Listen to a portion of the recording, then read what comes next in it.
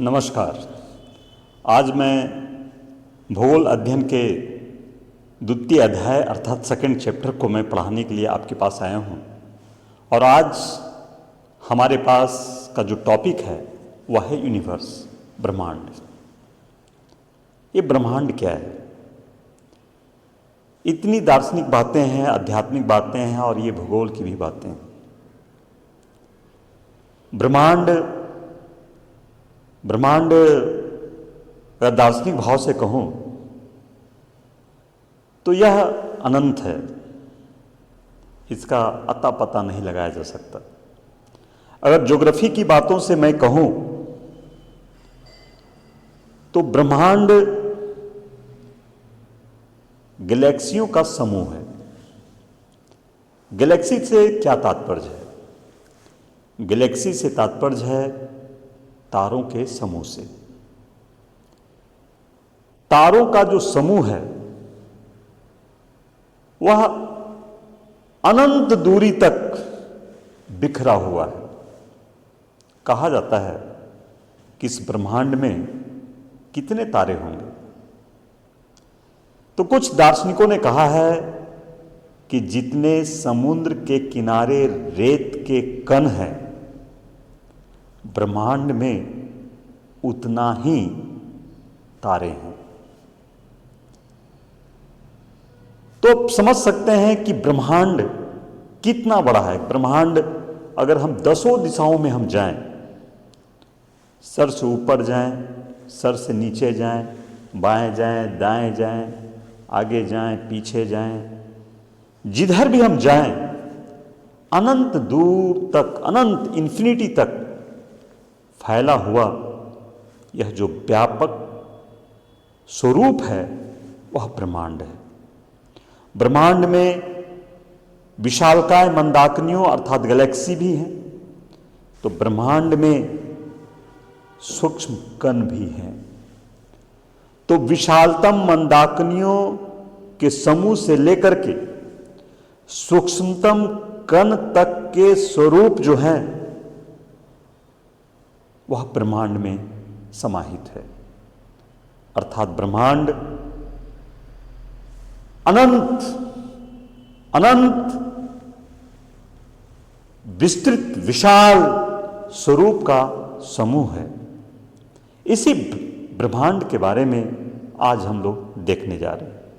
अब यहां पे बात उठती है कि इस जगत को, इस ब्रह्म को, इस ब्रह्मांड को किसने बनाया? ये कैसे अस्तित्व में आया? पदार्थ कैसे आए? और ये जो पृथ्वी है, तारे हैं, सूरज हैं और सूरज के तरह अन्य तारे हैं जो इस ब्रह्मांड में चारों तरफ जो फैला हुआ है, आखिर इसकी रचना कैसे हुई? कौन इसे बनाने वाला है? कैसे ये बना है? इन्हीं सब बातों का आज हम लोग बात करेंगे। तो सबसे पहले हमने आपको बताया कि विशालकाय मंदाकिनियों से लेकर के सूक्ष्मतम अणुओं के कण सम्मिलित रूप से इस ब्रह्मांड के अंग हैं। और ब्रह्मांड की उत्पत्ति के संदर्भ में कई विद्वानों ने अपनी अपनी राय व्यक्त किया है। और हम भूगोल के दायरे में जब हम आते हैं तो हम कुछ विद्वानों के नाम भी जो है कि हमारे सामने आ जाते हैं, जिसे ब्रह्मांड की उत्पत्ति से संबंधित जो सबसे विश्वसनीय जो नाम जो आए हैं वह है महाविस्फोट सिद्धांत। महाविस्फोट सिद्धांत एबे जॉर्ज लेमेंतर महोदय ने दिया था। दूसरा नाम है सतत सृष्टि सिद्धांत, जिसे थॉमस गोल्ड और हॉर्मन बॉडी ने दिया। आपको सीधा सीधे इन प्रतियोगी परीक्षाओं में सिर्फ नाम पूछे जाएंगे, क्योंकि हम प्रतियोगी परीक्षाओं के दृष्टिकोण से संक्षिप्त रूप में हम आपको ज्योग्राफी को बता रहे हैं। आपको दोलन सिद्धांत एलन संडेज के द्वारा जो है वह दिया गया, और इसी तरह स्फीति सिद्धांत एलन गुथ महोदय के द्वारा दिया गया। आपको सीधे प्रश्न में आएंगे कि महाविस्फोट सिद्धांत या बिग बैंग थ्योरी किसने दिया, सतत सृष्टि सिद्धांत किसने दिया, दोलन सिद्धांत किसने दिया, स्फीति सिद्धांत किसने दिया। इस तरह से डायरेक्ट जो है कि प्रश्न आपके आते हैं। थोड़ा सा यहां पर हम कॉन्सेप्चुअल पोर्शन को लेकर के हम चलेंगे। हम इसमें से एक विचारधारा बिग बैंग थ्योरी अर्थात महाविस्फोट सिद्धांत के बारे में हम आपको ले चल रहे हैं। महाविस्फोट सिद्धांत एबजर लेमोंतर ने दिया, जिसे इंग्लिश में बिग बैंग थ्योरी के नाम से हम जानते हैं। इस सिद्धांत कहता है कि बहुत ही प्रारंभिक समय में 15 अरब वर्ष पूर्व, बहुत ही प्रारंभिक समय में जो ब्रह्मांड जो है वह बहुत सघन तौर पर, सूक्ष्म तौर पर, लघु पिंड के तौर पर हमारा था, सघन पिंड के तौर पर हमारा था। और 15 अरब वर्ष पूर्व इसमें विस्फोट हुआ और इसी विस्फोट से आज जो भिन्न भिन्न प्रकार के गैलेक्सी और गैलेक्सियों में तारे समूह को जो हम देखते हैं, उसका निर्माण जो है वह इसी महाविस्फोट सिद्धांत अर्थात बिग बैंग थ्योरी के, बिग बैंग सिद्धांत के अनुरूप से हुआ है। ये हमारा बिग बैंग थ्योरी कहता है। और जब ये फटता है, ये जब विस्फोट हुआ, तो निरंतर जो है ये ब्रह्मांड जो है वह एक्सटेंड कर रहा है, ये पूरी ब्रह्मांड जो है वो फैल रहा है। ऐसा सिद्धांत जो है बिग बैंग थ्योरी ने दिया। इसे थोड़े से दूसरे अंदाज में आप समझें। अभी दिवाली गुजरा है और आप लोग दिवाली में बहुत पटाखा भी आप लोग फोड़े होंगे। तो देखिए, मैं आपको समझाता हूं कि बिग बैंग थ्योरी कैसे जो है आपको ब्रह्मांड के निर्माण के संबंध में विचारधाराएं दे रही हैं। ये है हमारा रॉकेट जो दिवाली में हम छोड़ते हैं। जब हम इस रॉकेट जब ऊपर जाता है तो एक विस्फोट होता है और विस्फोट से कई तरह की चिंगारियां जो हैं वो निकलती हैं। ये चिंगारियां निकलती हैं। इसमें आप ये जो रॉकेट है इसे आप सघन पिंड के तौर पर बिग बैंग थ्योरी के अनुसार से आप इसे समझें। ये रॉकेट जो है वह सघन पिंड है और 15 अरब साल पहले इसमें विस्फोट हुआ और इसमें जब विस्फोट हुआ तो इससे कई जो है कि हमारे गैलेक्सी, मतलब तारों का समूह का निर्माण हुआ। तो ये गैलेक्सी है। इसी तरह हमारे जो है कई गैलेक्सी जो है कि हमारा निर्मित हुआ। ये हमारा जो है बिग बैंग थ्योरी जो है इस बात को कहता है। ठीक ऐसे अब यहां बात उठती है, एक नया टर्म आया गैलेक्सी। गैलेक्सी क्या है? तो जैसे मैंने आपको बताया कि गैलेक्सी जो है वह तारों का समूह है। तो इस ब्रह्मांड में बहुत सारे तारे हैं, लेकिन इन तारों का अपना भी कुछ ग्रुप है जो एक जैसे बने हुए हैं। कोई सर्पिलाकार है, कोई जो है लंबवत है, और उसी एरिया में जो है कि हमारे तारे जो है उसी पैटर्न पर हमारे फैले हुए हैं। अब इन गैलेक्सी एक गुच्छे के तौर पर इनकी पहचान की गई। ऐसे ऐसे माना जाता है कि हमारे यूनिवर्स में हमारे 100 बिलियन गैलेक्सी होंगे। एक दो गैलेक्सी नहीं है, 100 बिलियन गैलेक्सी हैं। माने कि तारा मंडल के समूह को अगर हम देखें तो 100 बिलियन। अब समझिए कितने हैं हमारे जो हैं ब्रह्मांड में तारों का समूह। और एक गैलेक्सी में लगभग 1 लाख मिलियन, इधर उधर नहीं, 1 लाख मिलियन हमारे तारे हैं। 1 लाख मिलियन, 1 लाख तारे नहीं बोल रहे हैं, 1,00,000 मिलियन, 1 मिलियन में 10 लाख, और 1,00,000 मिलियन में 1,00,000 को 10 लाख से मल्टीप्लाई कर दीजिए और जितना उसका परिणाम आएगा उतने तारे एक हमारे जो है गैलेक्सी में है। और आप समझिए, ये जो हमारा जो अभी हम आपको दिखा रहे हैं, ये हमारे जो है जो टिम टिम टिम टिम टिम टिम टिम टिमा रहे हैं, ये हमारा जो है तारों का समूह है। तारा जो है फैला हुआ है और हम जिस गैलेक्सी में रहते हैं उस गैलेक्सी का नाम है मंदाकिनी। हम मंदाकिनी गैलेक्सी में रहते हैं, मिल्की वे गैलेक्सी में रहते हैं, दुग्ध मेखला गैलेक्सी में, इसी का नाम है मिल्की वे, आकाशगंगा, दुग्ध मेखला। और इसमें कई मिलियन तारे हैं। उसमें से एक तारा सूरज है। सूरज जो है एक तारा है। अभी हम बताएंगे कि तारा और ग्रहों में क्या अंतर होता है। और सूरज का जो निकटतम तारा है, वह निकटतम तारा है प्रोक्सिमा सेंचुरी। अगर हम मान लेते हैं, अगर हम यहां आपको समझाएं कि अगर हम मान लेते हैं कि ये जो है हमारा जो है एक सूरज है, ये मान लेते हैं ये हमारा सूरज है, ये सन है, ये सन है, तो इसका निकटतम तारा जो है ये मान लेते हैं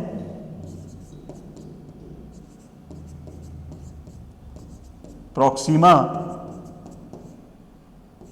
सेंचुरी है। और ये प्रोक्सिमा सेंचुरी जो है यह सूरज से आपको 4.3 लाइट ईयर दूर है। ये लाइट ईयर फिर क्या है? ये प्रकाश वर्ष क्या है?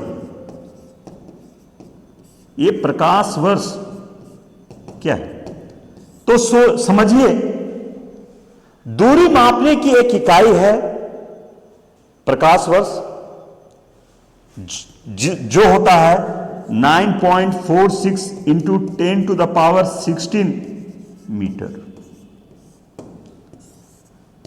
यह हमारा एक प्रकाश वर्ष का डिस्टेंस है।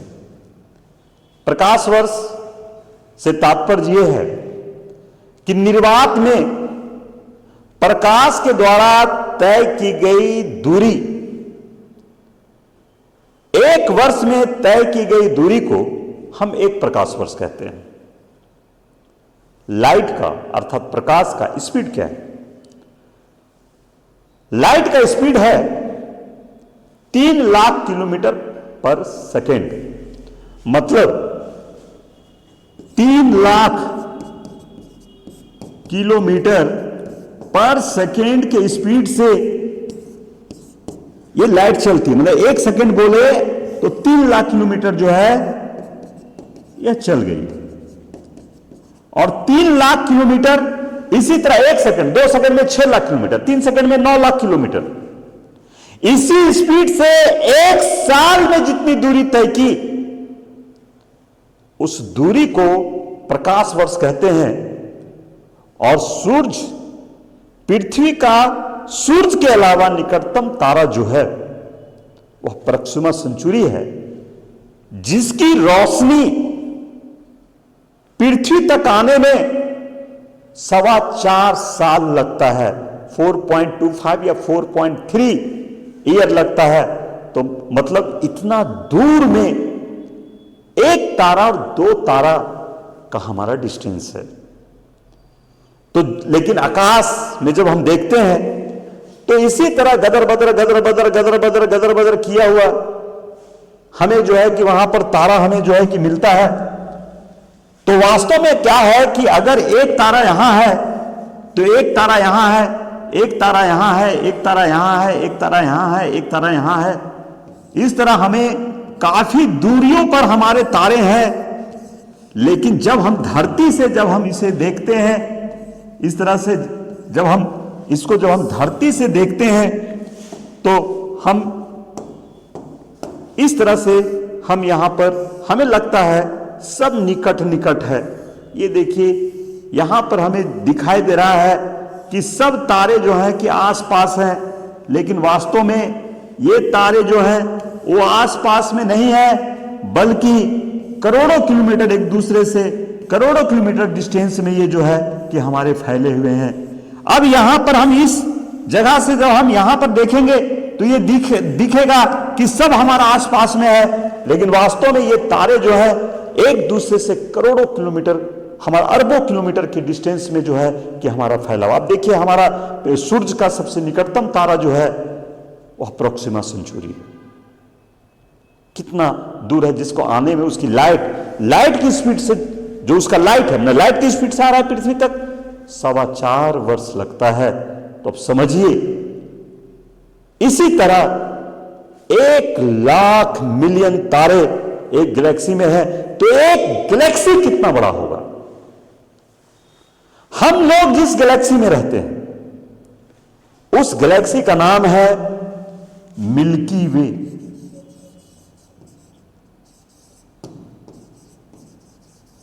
मिल्की वे, या इसी को आकाश गंगा भी हम कहते हैं, या इसी को दुग्ध मेखला भी कहते हैं। यही और इन्हीं गैलेक्सी को मंदाकिनी, दुग्ध मेखला मंदाकिनी भी कहते हैं। तो हम जो है कि मिल्की वे गैलेक्सी में हम लोग रहते हैं। अब ये हमारी मिल्की वे गैलेक्सी कितनी बड़ी है, कितनी बड़ी है। अगर ये देखें, जो विद्वानों ने हमें बताया है कि ये गैलेक्सी इस तरह से, हमारी गैलेक्सी जो है ये फैली हुई, ये हमारी गैलेक्सी, ये हमारी गैलेक्सी। कुछ विद्वानों का कहना है ये गैलेक्सी 80,000 प्रकाश वर्ष तक फैला हुआ है। कुछ का कहना है ये 32,000 प्रकाश वर्ष तक फैला हुआ है। कुछ लोगों का कहना है कि इस गैलेक्सी में हमारी जो सूरज है, ये सूरज है, वह गैलेक्सी के सेंटर से 16,000 प्रकाश वर्ष दूर है, और यहां पर एक सूरज है। ऐसे हमारे कई तारे हैं, सूरज भी एक तारा है। अब समझिए अगर हम 32,000 साल ही मान लें तो अपनी गैलेक्सी को पार करने में, अगर हम यहां से चले तो अपनी गैलेक्सी को पार करने में, यहां से एक छोर से दूसरे छोर जाने में हमें लगभग 32,000 साल लग जाएंगे, सिर्फ अपनी गैलेक्सी को पार करने। तो समझिए इस ब्रह्मांड में जो अनुमान लगाया गया कि कम से कम हमारी जो गैलेक्सी है, जो ब्रह्मांड में, वह 100 बिलियन गैलेक्सी जो है कि हमारे ब्रह्मांड में है। तो एक गैलेक्सी को पार करने में 32,000 साल, तो अब समझिए कि 100 billion 10 to the power 9 billion को पार करने में हमें कितना दिन लगेगा। आप अनुमान लगा लीजिए कि ये ब्रह्मांड जो है वो कितना बड़ा है। मैं ये भी कह सकता हूं कि ये भी जो डेटा दिया गया हुआ है ये काल्पनिक हैं, इससे भी और गैलेक्सियां हो सकती हैं इस ब्रह्मांड में, और एक एक गैलेक्सी में लाखों लाख तारे उसमें जो है कि समाहित है, और उसमें से एक तारा हमारा जो है वह सूर्य है। सूर्य एक तारा है। और तारा किसे कहते हैं? वह खगोलीय पिंड जो स्वयं के प्रकाश से प्रकाशित होता हो उसे हम तारा कहते हैं। और तारों का निर्माण हाइड्रोजन और हीलियम के संलयन से होता है।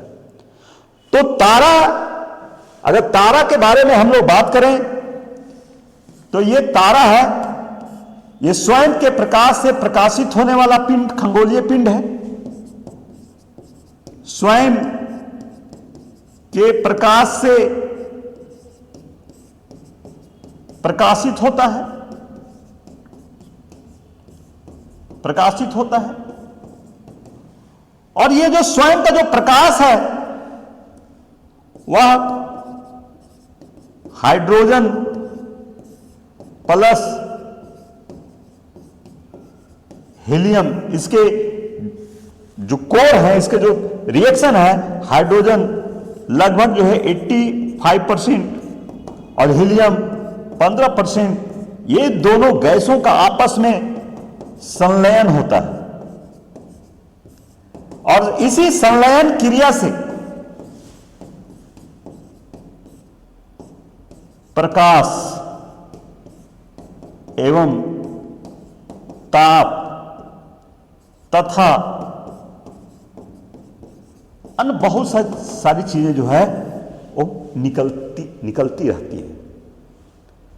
एक्स रे, अल्ट्रावायलेट रे, गामा रे, बीटा रे, कई चीजें जो है, प्लाज्मा, कई चीजें जो है इससे जो है इस संलयन प्रक्रिया से निकलती है। और वो वास्तव में तारा जो है वो जल रहा होता है। हाइड्रोजन और हीलियम के संलयन प्रक्रिया हो रही है, एक चैन रिएक्शन बन रहा है और उसी से हमें जो है लाइटनिंग निकल रही है। और तारा जैसे सूर्य भी जो है, हमारा जो सूर्य है वह भी एक तारा है और इससे भी जो है कि निरंतर जो है ऊर्जा का प्रसार हो रहा है, ऊर्जा निकल रहा है और इसी ऊर्जा से हमें जो है अन्य जो ग्रह है वह हमारे ग्रह जो है कि प्रकाशित हो रहा है। अब ग्रहों के बारे में हम लोग बाद में बात करेंगे। अब यहां बात उठता है, हमने क्या बताया कि ब्रह्मांड है और ब्रह्मांड जो है वह तारों का समूह है।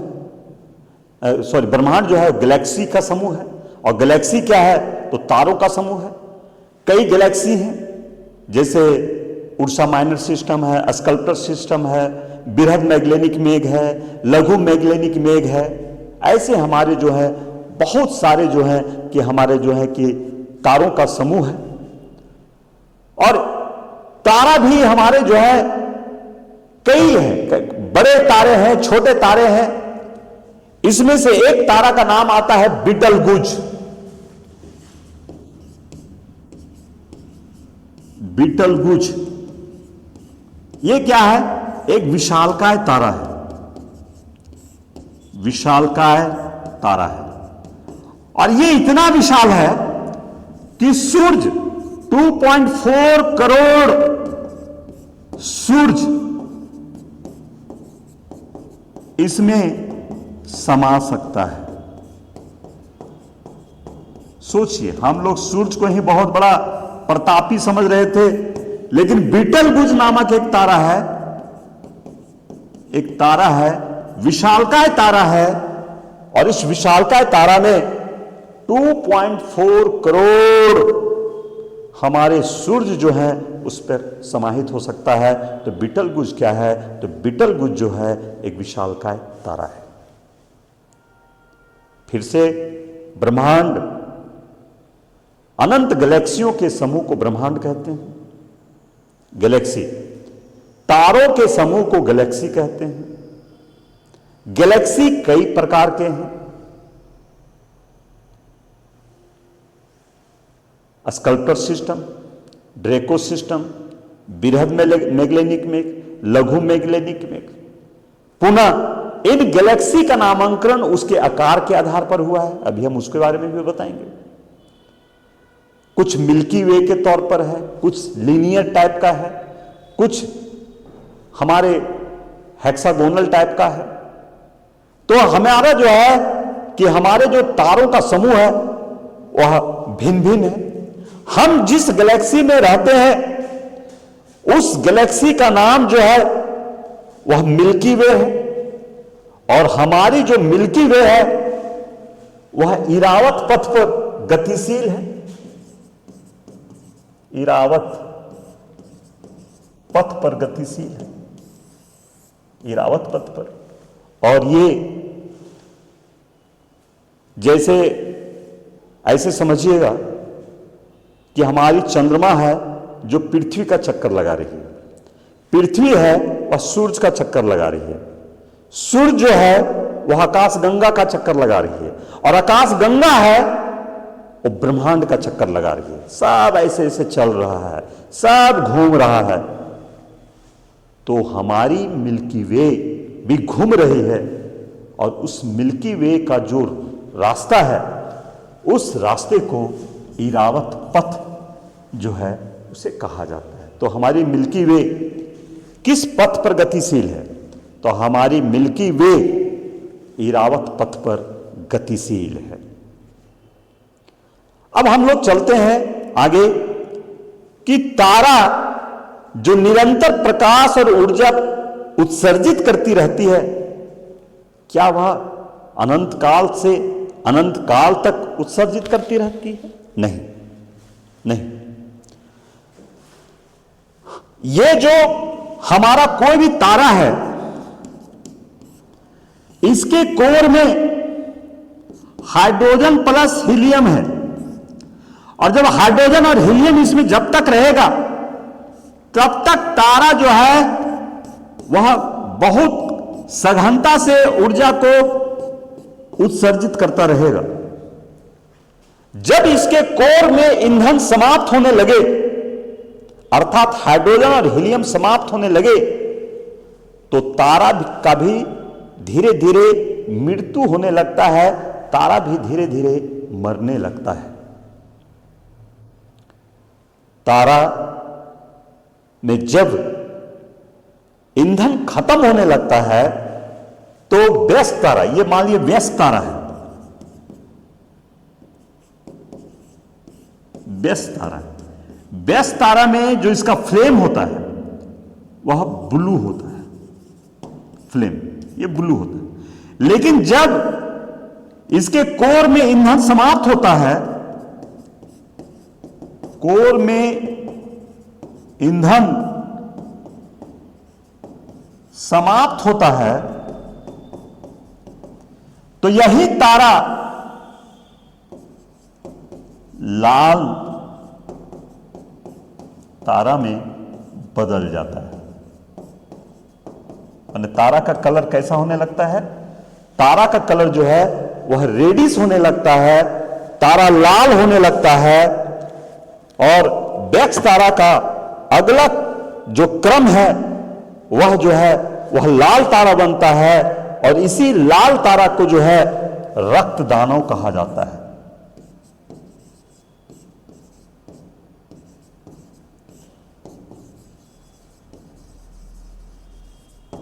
रेड गियांट कहा जाता है। तो पहला हमारा बेस्ट तारा है, इसका फ्लेम जो होता है ब्लू है, बहुत शक्तिशाली है। जब इसके कोर में ईंधन समाप्त होने लगता है तो यह रेडिश हो जाता है, और इसी लाल तारा को वास्तव में रक्त दानव कहते हैं। अब यहां पर रक्त दानव में पहुंचने के बाद यह दो स्थिति से गुजरता है, यह दो रास्ता पकड़ता है, समझिएगा। अब यहां पे देखिए, अगर किसी तारे का द्रव्यमान सूरज के द्रव्यमान के 1.4 गुना से कम होता है, तो वह श्वेत वामन में बदल जाता है। श्वेत वामन का मतलब है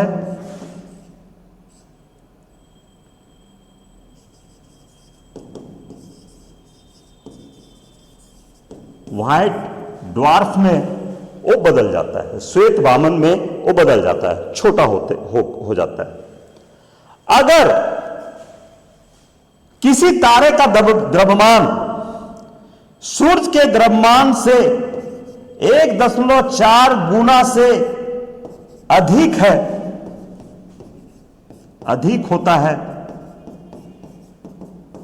तो यहां सुपरनोवा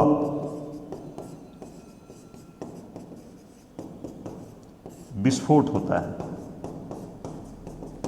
क्या होता है? सुपरनोवा विस्फोट होता है। इस चीज को भारतीय वैज्ञानिक चंद्रशेखर ने इसकी खोज की थी। अब इसमें जो है समझिए इस बात को कि अगर किसी तारा का द्रव्यमान 1.4 गुना से अधिक है तो सुपरनोवा विस्फोट होता है, नोवा विस्फोट होता है। ये नोवा विस्फोट क्या है? नोवा विस्फोट आकाश में, खगोल में बहुत भारी मात्रा में उत्सर्जित ऊर्जा है। अचानक जो है ये जो तारा है, जो रक्तदानों बना था, वो फट जाएगा और फट करके ये बुझ जाएगा।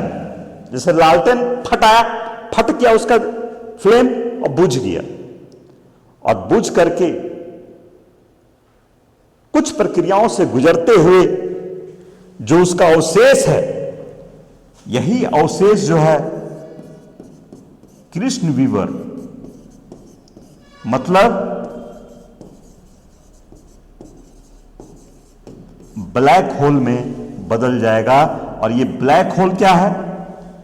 वह खगोलीय पिंड जिसका आयतन सूक्ष्मतम, आयतन क्या है इसका?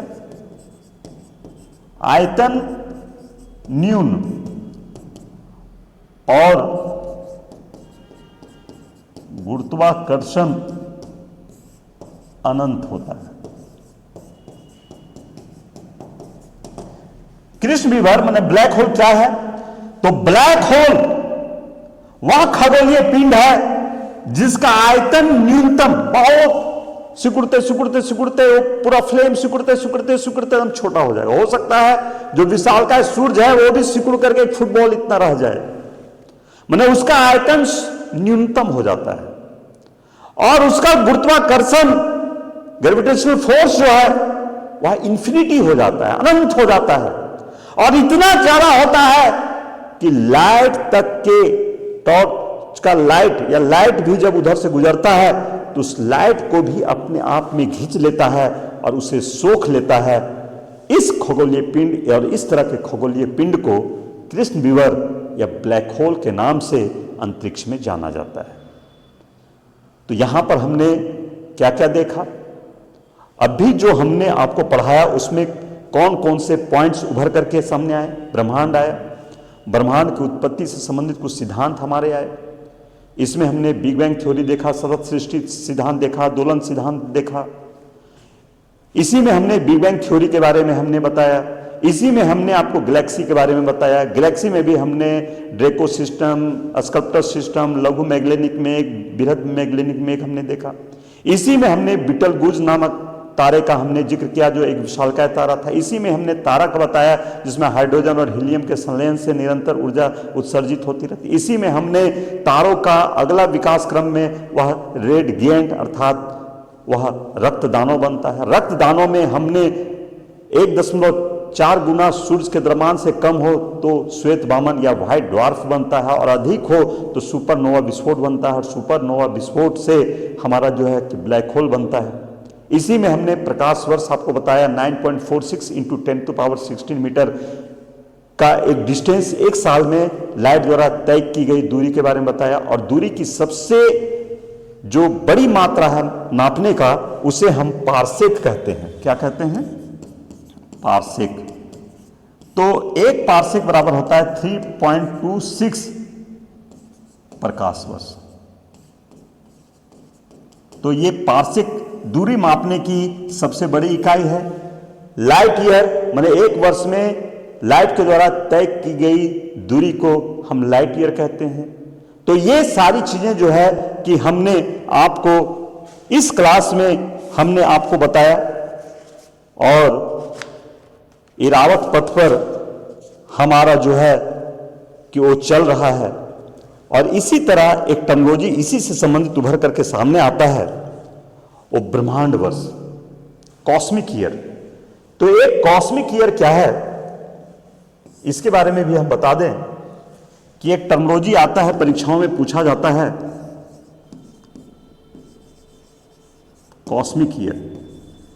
जैसे हमने बताया था कि हमारी जो मंदाकिनी है वो इरावत पथ पे गतिशील है, इसी तरह हमारा सूर्य भी जो है वह मंदाकिनी का चक्कर लगाता है, चक्कर लगाता है। और यह चक्कर एक पूरा करता है 25 करोड़ वर्ष में पूरा करता है एक चक्कर। कितने दिनों में पूरा कर रहा है? 25 करोड़ वर्ष में। इसी 25 करोड़ वर्ष को हम कॉस्मिक ईयर या ब्रह्मांड वर्ष जो है वो हम कहते हैं। ब्रह्मांड वर्ष या कॉस्मिक ईयर जो है हम कहते हैं। अब यहां पर हम कुछ फैक्ट्स जो है उसके बारे में हम आपको अब लेके चलते हैं, जो हमारे जो नोट्स में है कुछ फैक्ट्स। इसे आप बहुत स्थिर से हम आपको बताने जा रहे हैं। जो हमारे कुछ महत्वपूर्ण तथ्य हैं उन तथ्यों को हम आपके सामने रखने जा रहे हैं। देखिए,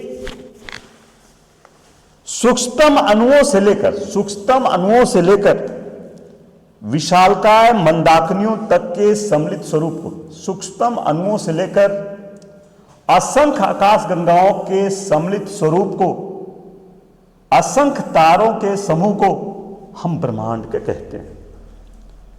ब्रह्मांड के अध्ययन को कॉस्मोलॉजी कहा जाता है। ब्रह्मांड का अध्ययन को क्या कहते हैं? कॉस्मोलॉजी कहा जाता है। और हमारा जो है एक पार्सेक दूरी मात्रक 3.26 प्रकाश वर्ष हमारा एक पार्सेक कहलाता है। ब्रह्मांड की उत्पत्ति से संबंधित हमारी जो है कि कुछ सिद्धांत है। महाविस्फोट सिद्धांत, ये सर्वमान्य सिद्धांत है। लगभग 15 अरब वर्ष पूर्व हमारा जो है एक विस्फोट हुआ, जो हमने आपको समझाया था। और ऐसे ही भूगोल ब्रह्मांड की उत्पत्ति से संबंधित कई सिद्धांत अन्य भी हैं। हमने लेमेंतर के बारे में हमने आपको बताया था, एफ जॉर्ज लेमेंतर महोदय, जो 1927 ईस्वी में इनका प्रतिपादक किया था, बिग बैंग थ्योरी दिया था। इसी तरह रॉबर्ट वैगनर ने सिद्धांत दिया था, फ्रेड होयल ने भी हमारा जो है कि सिद्धांत दिया था। इसी तरह हमारे जो है स्फीति सिद्धांत था, दोलन सिद्धांत था, जो हमने आपको पिछले अभी क्षण में हमने आपको बताया। और तारों का समूह जो है वह आकाश गंगा है, ये भी हमने आपको बताया। हाइड्रोजन के गैस विशाल बादलों का संगम जो है जिसे हम निहारिका कहते हैं, नेबुला कहते हैं। नेबुला या आकाश गंगा जो है वो भिन्न भिन्न प्रकार के हो सकते हैं या होते हैं, जैसे सर्पिलाकार आकाश गंगा। सर्पिलाकार आकाश गंगा ही जो है वह मिल्की वे के नाम से जाना जाता है। वहीं पे दीर्घवृत्ताकार आकाश गंगा जिसे माफेई वन कहते हैं, और अनियमित आकाश गंगा जो स्कैटर है, उसको इधर उधर बिखरा हुआ है, उसे अनियमित आकाश गंगा जो है कि कहा जाता है। अब इसमें हमारी जो मंदाकिनी है वह जो है उसी में हमारी सूर्य है। और उसी सूर्य के बारे में हम फिर आगे अगले चैप्टर में हम पढ़ेंगे, जो सौर मंडल के तौर पर अगला अध्याय हम लोगों के सामने आएगा। तो आज हम ब्रह्मांड और ब्रह्मांड की उत्पत्ति के बारे में हम आपको बताए। कल हम आपको सौरमंडल के बारे में बताएंगे और जो जो फैक्ट्स उभर के सामने आ रहे हैं, आप एक पेन रख लें, उसे अपने नोट्स में आप लिखें, कॉपी पे लिखें। आप देखेंगे लास्ट जाते जाते आपके पास बहुत सारे फैक्ट्स और बहुत सारे इंफॉर्मेशन आपके पास आ जाएंगे और वही इंफॉर्मेशन जो है वह प्रतियोगी परीक्षाओं में आपका जो है उपयोगी होगा।